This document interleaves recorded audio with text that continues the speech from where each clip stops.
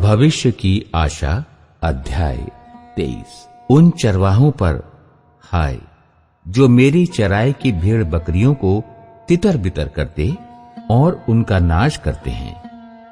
यहोवा ये कहता है। इसलिए इज़राइल का परमेश्वर यहोवा अपनी प्रजा के चरवाहों से यूं कहता है, तुमने मेरी भेड़ बकरियों की सुधि नहीं ली, वरन उनको तितर बितर किया और जबरन निकाल दिया। इस कारण यहोवा की यह वाणी है कि मैं तुम्हारे बुरे कामों का दंड दूंगा। तब मेरी भेड़ बकरियां जो बची हैं, उनको मैं उन सब देशों में से जिनमें मैंने उन्हें जबरन भेज दिया था, स्वयं ही उन्हें लौटा लाकर उन्हीं की भेड़शाला में इकट्ठा करूंगा और वे फिर फूले फलेंगी। मैं उनके लिए ऐसे चरवाहे नियुक्त करूंगा जो उन्हें चराएंगे, और तब वे न तो फिर डरेंगी न विस्मित होंगी, और न उनमें से कोई खो जाएगी। यहोवा की ये वाणी है।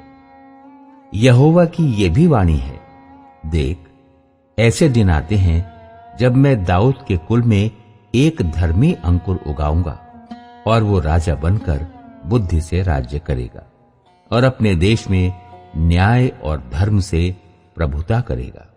उसके दिनों में यहूदी लोग बचे रहेंगे और इज़राइली लोग निडर बसे रहेंगे, और यहोवा उसका नाम यहोवा हमारी धार्मिकता रखेगा।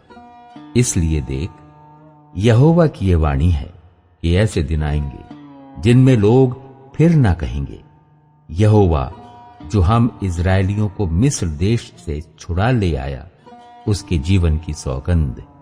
परंतु वे ये कहेंगे, यहोवा जो इज़राइल के घराने को उत्तर देश से और उन सब देशों से भी जहां उसने हमें जबरन निकाल दिया छुड़ा ले आया, उसके जीवन की सौगंध।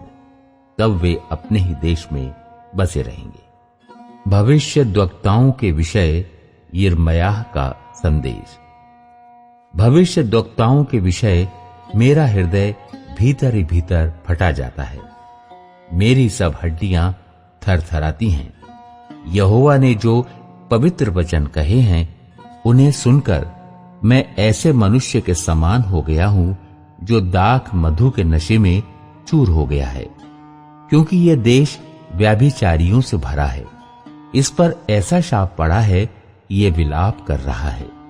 वन की चराइयां भी सूख गईं। लोग बड़ी दौड़ तो दौड़ते हैं, परंतु बुराई ही की ओर, और वीरता तो करते हैं, परंतु अन्याय ही के साथ। क्योंकि भविष्यद्वक्ता और याजक दोनों भक्तिहीन हो गए हैं। अपने भवन में भी मैंने उनकी बुराई पाई है। यहोवा की ये वाणी है। इस कारण उनका मार्ग अंधेरा और फिसलन भरा होगा, जिसमें वे ढकेल कर गिरा दिए जाएंगे। क्योंकि यहोवा की ये वाणी है कि मैं उनके दंड के वर्ष में उन पर विपत्ति डालूंगा। शोमरोन के भविष्यद्वक्ताओं में मैंने ये मूर्खता देखी थी कि वे बाल के नाम से भविष्यद्वाणी करते और मेरी प्रजा इज़राइल को भटका देते थे। परंतु यरूशलेम के नबियों में मैंने ऐसे काम देखे हैं जिनसे रोंगटे खड़े हो जाते हैं, अर्थात व्याभिचार और पाखंड। वे कुकर्मियों को ऐसा हियाव बांधते हैं कि वे अपनी अपनी बुराई से पश्चाताप भी नहीं करते। सब निवासी मेरी दृष्टि में सदोमियों और अमोरियों के समान हो गए हैं। इस कारण सेनाओं का यहोवा यरूशलेम के भविष्यद्वक्ताओं के विषय में यूं कहता है, देख, मैं उनको कड़वी वस्तुएं खिलाऊंगा और विष पिलाऊंगा, क्योंकि उनके कारण सारे देश में भक्तिहीनता फैल गई है। सेनाओं के यहोवा ने तुमसे यूं कहा है, इन भविष्यद्वक्ताओं की बातों की ओर जो तुमसे भविष्यद्वाणी करते हैं कान मत लगाओ, क्योंकि ये तुमको व्यर्थ बातें सिखाते हैं। ये दर्शन का दावा करके यहोवा के मुख की नहीं, अपने ही मन की बातें कहते हैं। जो लोग मेरा तिरस्कार करते हैं उनसे ये भविष्यद्वक्ता सदा कहते रहते हैं कि यहोवा कहता है, तुम्हारा कल्याण होगा।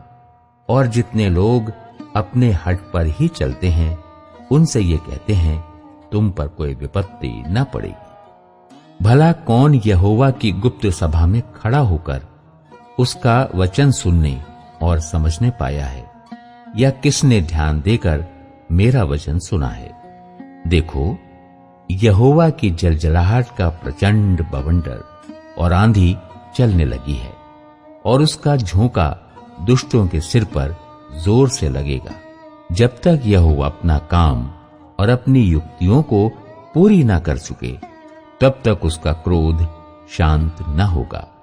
अंत के दिनों में तुम इस बात को भली भांति समझ सकोगे। ये भविष्यद्वक्ता बिना मेरे भेजे दौड़ जाते और बिना मेरे कुछ कहे भविष्यवाणी करने लगते हैं। यदि ये मेरी शिक्षा में स्थिर रहते तो मेरी प्रजा के लोगों को मेरे वचन सुनाते और वे अपनी बुरी चाल और कामों से फिर जाते। यहोवा की यह वाणी है, क्या मैं ऐसा परमेश्वर हूं जो दूर नहीं निकट ही रहता हूं? फिर यहोवा की यह वाणी है, क्या कोई ऐसे गुप्त स्थानों में छिप सकता है कि मैं उसे न देख सकूं? क्या स्वर्ग और पृथ्वी दोनों मुझसे परिपूर्ण नहीं हैं? मैंने इन भविष्यद्वक्ताओं की बातें भी सुनी हैं, जो मेरे नाम से ये कहकर झूठी भविष्यवाणी करते हैं, मैंने स्वप्न देखा है। स्वप्न।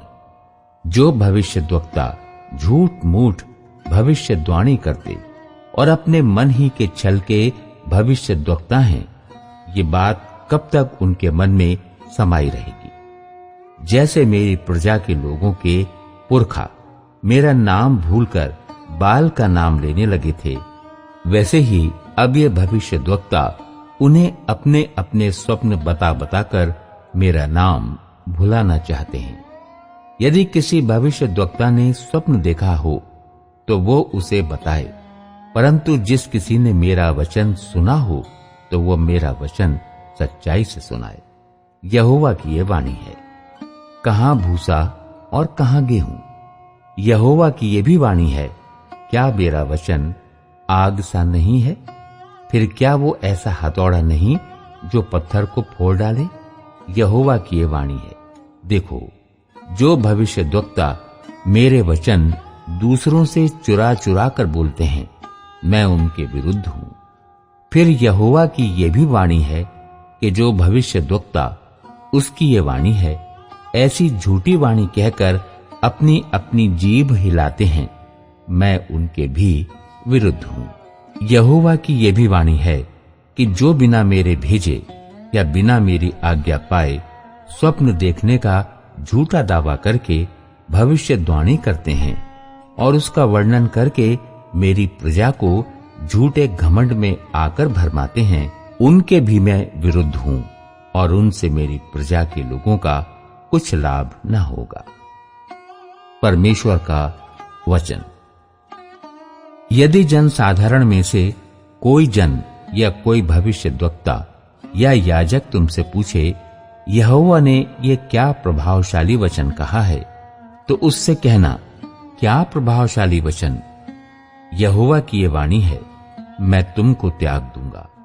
और जो भविष्यद्वक्ता या याजक या साधारण मनुष्य यहोवा का कहा हुआ भारी वचन ऐसा कहता रहे, उसको घराने समेत मैं दंड दूंगा।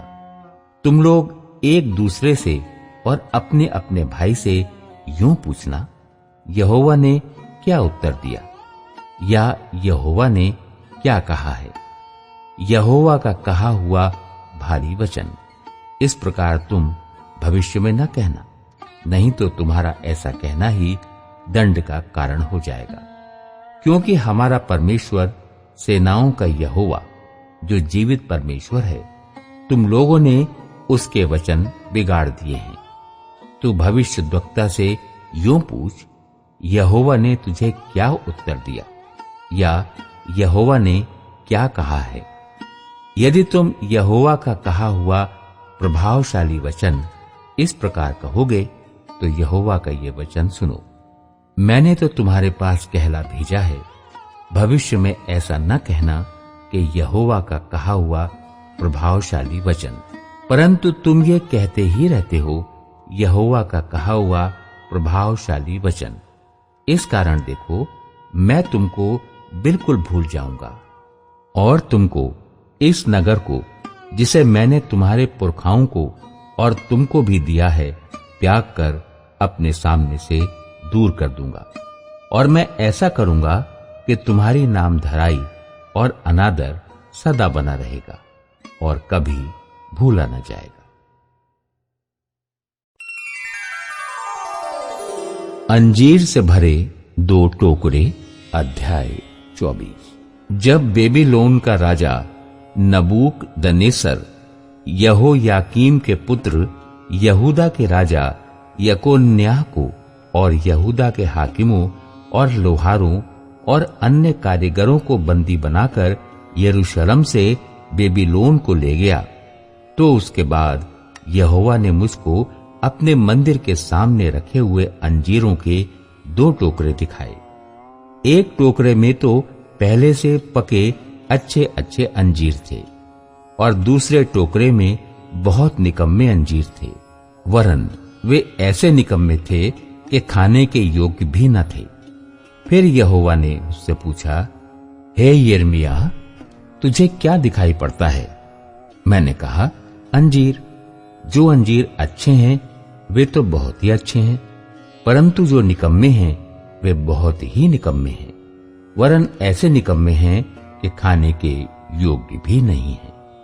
तब यहोवा का ये वचन मेरे पास पहुंचा, इज़राइल का परमेश्वर यहोवा यूं कहता है, जैसे अच्छे अंजीरों को वैसे ही मैं यहूदी बंदियों को, जिन्हें मैंने इस स्थान से कमदियों के देश में भेज दिया, देखकर प्रसन्न हूंगा। मैं उन पर कृपा दृष्टि रखूंगा और उनको इस देश में लौटा ले आऊंगा और उन्हें नष्ट न करूंगा, परंतु बनाऊंगा। उन्हें उखाड़ न डालूंगा, परंतु लगाए रखूंगा। मैं उनका ऐसा मन कर दूंगा कि वे मुझे जानेंगे कि मैं यहोवा हूं, और वे मेरी प्रजा ठहरेंगे और मैं उनका परमेश्वर ठहरूंगा, क्योंकि वे मेरी ओर सारे मन से फिरेंगे।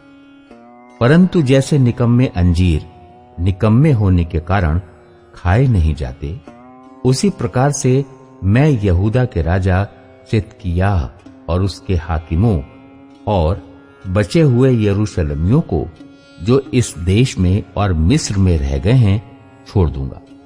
इस कारण वे पृथ्वी के राज्य राज्य में मारे मारे फिरते हुए दुख भोगते रहेंगे, और जितने स्थानों में मैं उन्हें जबरन निकाल दूंगा, उन सबों में वे नाम धराई और दृष्टांत और श्राप का विषय होंगे। और मैं उनमें तलवार चलाऊंगा और महंगी और मरी फैलाऊंगा, और अंत में इस देश में से, जिसे मैंने उनके पुरखाओं को और उनको दिया, वे मिट जाएंगे।